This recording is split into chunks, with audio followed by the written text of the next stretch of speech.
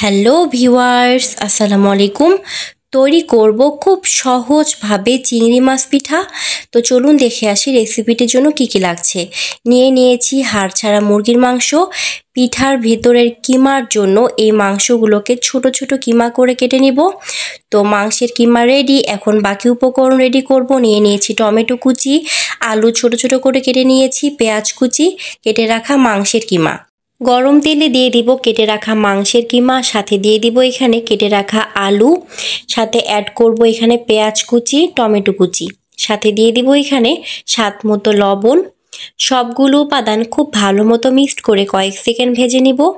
তারপর এখানে দিয়ে দিব হলুদ গুঁড়ো, স্বাদ মতো মরিচ গুঁড়ো। সবগুলো উপাদান আবারও মিক্সড করে জাস্ট কয়েক সেকেন্ড ভেজে নিতে হবে। তো কয়েক সেকেন্ড ভেজে নেওয়ার পরে এ পর্যায়ে আসলে দিয়ে দিব এখানে জিরা বাটা, দিয়ে দিব এখানে আদা রসুনের পেস্ট। সবগুলো উপাদান খুব ভালো মতো মিক্সড করে আরও বেশ কিছুক্ষণ ভেজে নিতে হবে যেন মশলার কাঁচা স্মেল চলে যায়। তো এটা ভাজার যখন এ পর্যায়ে আসবে তখন এখানে অ্যাড করব ধনেপাতা কুচি, সাথে দিয়ে দিয়েছি এখানে কাঁচামরিচ কুচি।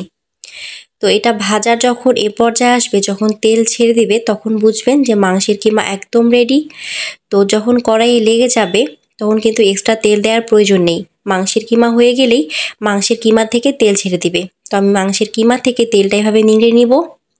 তো নিয়ে নিব এখন আমি ডোয়ের জন্য ময়দা, দিয়ে দিব এখানে স্বাদ মতো লবণ, সাথে অ্যাড করব এখানে বেকিং সোডা। শুকনো উপাদানগুলো খুব ভালো মতো আমি মিক্সড করে নিব। তো এ পর্যায়ে অ্যাড করব এখানে 1 টেবিল চামচ পরিমাপ সয়াবিন তেল দিয়ে আবারও খুব ভালো মতো মিক্সড করে অ্যাড করব এখানে ফুড কালার। তো আমি এখানে অরেঞ্জ কালারের ফুড কালার নিয়েছি। তো ফুড কালার দিয়ে খুব ভালো মতো মিক্সড করে অল্প অল্প করে পানি দিয়ে ডো তৈরি করতে হবে।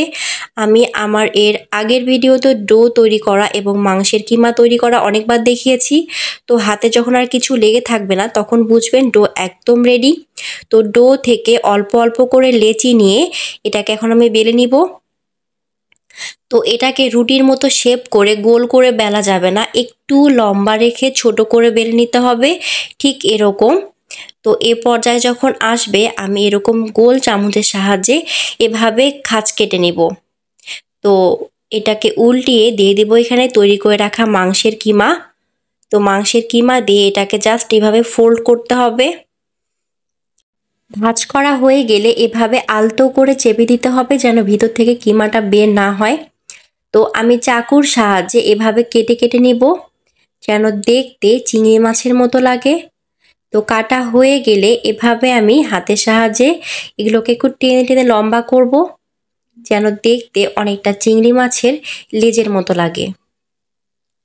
তো এটা আমার বানানো হয়ে গিয়েছে। বানানোর পর একটু বাঁকা করে দিতে হবে। তো আমি অফ ক্যামেরায় সবগুলো পিঠা বানিয়ে নিয়েছি। গরম তেলে সবগুলো পিঠা এখন ভেজে নিব। চুলার হিট মিডিয়াম রেখে পিঠাগুলোকে ভেজে নিতে হবে। তো আমি পিঠাগুলো এভাবে উল্টিয়ে পাল্টিয়ে লাল করে ভেজে নিব।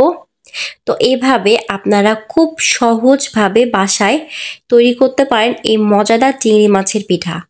এই পিঠা দেখতে যেমন সুন্দর, খেতেও কিন্তু ঠিক ততটাই সুস্বাদু।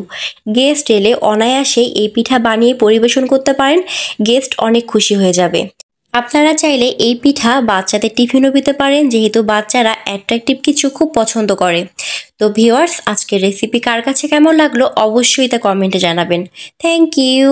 Let's see the next video.